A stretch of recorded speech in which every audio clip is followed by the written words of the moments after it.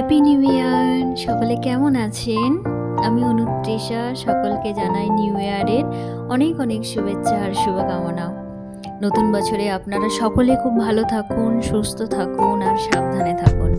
আর পুরো বছরটা সকলকে নিয়ে আনন্দে কাটান।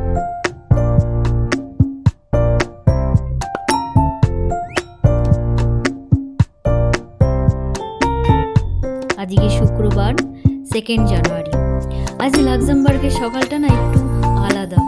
দুদিন ধরে অল্প অল্প করে স্নোফল হচ্ছিল, কিন্তু আজকে না ওয়েদার ফোরকাস্টে বলেছে বেশ ভালো রকমের স্নোফল হবে। তো তাই ভাবলাম আপনাদের জন্য একটা ভিডিও করি। দেখুন বাইরে কিরকম বরফ পড়ছে। আর এটা না আমারও নতুন এক্সপিরিয়েন্স।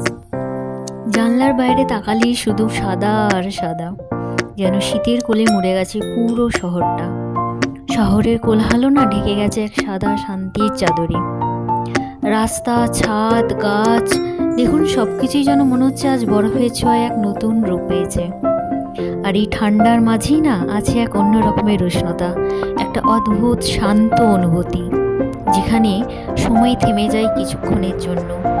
আর এই মুহূর্তগুলোই না মনে করিয়ে দেয় প্রকৃতি কথা বলে নীরবতায়।